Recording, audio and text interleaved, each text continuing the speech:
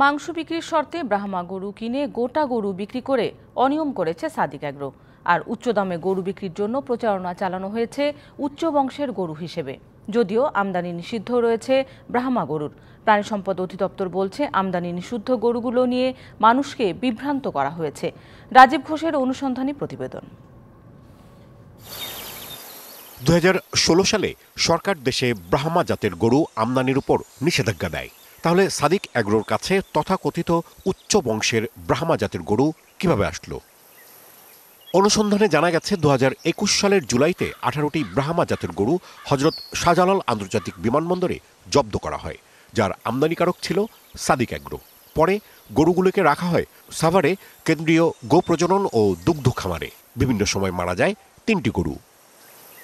উচ্চ বংশের গরু সম্পর্কে খোঁজ নিতে গিয়ে জানা যায়, এই বছরের মার্চ মাসে সাভারের কেন্দ্রীয় গো প্রজনন ও দুগ্ধ খামার বেশ কিছু গরু ছাগল নিলামে বিক্রি করে।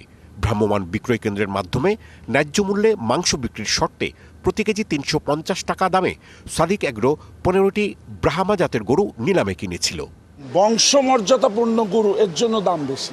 গরুটার দাম 1 কোটি চাওয়া হচ্ছে। এটার অনেক কারণ আছে। 1 নম্বর কারণ হচ্ছে লেগে এই গরুটার 110 বছরের পেডিগ্রি আছে। বাংলাদেশের ওয়ান এন্ড অনলি আমেরিকান পাখরা Brahman, high excellent super duper, sold to আমাদের বিলাভেড শাকের ভাই।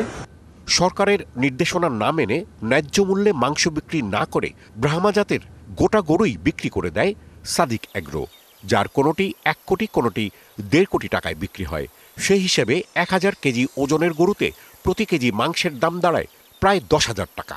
ঢালাইয়ের দৃঢ়তা, নির্মাণে নিশ্চয়তা, প্রিমিয়ার সিমেন্ট, ঢালাইয়ের রাজা। এটা জেডি হাজিন্সের একটা গরু, গ্রে ব্রাহ্মা। সাথে আমাদের যে V8 রেঞ্চের যে গরুটা মিস্টার V8, ওটাও বিক্রি হয়ে গেছে।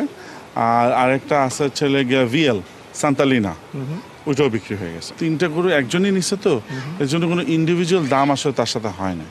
3টা গরু মিলেই বিক্রি হয়েছিল 2,60,00,000 টাকা।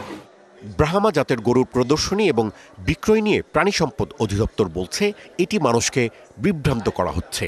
বংশীয় মর্যাদা যে কথাটা আসছে সেটা আলাদা ইস্যু, সেটা বলার অথরিটি আছে। হুটহাট করে বলাতে মানুষের একটা বিভ্রান্তি সৃষ্টি হইতে পারে এবং এইগুলো বলার মধ্যে অনেক কেয়ারফুল থাকতে হবে।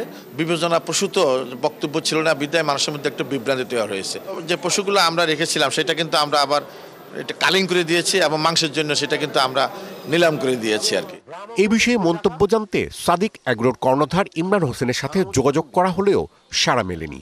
সাদিক অ্যাগ্রোর বেশ কয়েকটি খামারে ঘুরেও কোনো কর্মকর্তা পাওয়া যায়নি, মেলেনি অবিকৃত ব্রাহ্মা জাতের গরুগুলির সন্ধানও। এই জায়গা নাই, এটা আরেক জায়গায়। কোন জায়গায়? এটা লোক হেমায়তপুর, এই যে লোয়ার গেট 7 নম্বর লোয়ার গেট, ওই জায়গাও খামার আছে। এই জায়গায় নেই, মালিক তো আসে নাই এখন, আর লোক ম্যানেজার যারা নাকি ডিউটি করে ওরা আসে নাই। Rajib Ghosh, DBC news, Dhaka.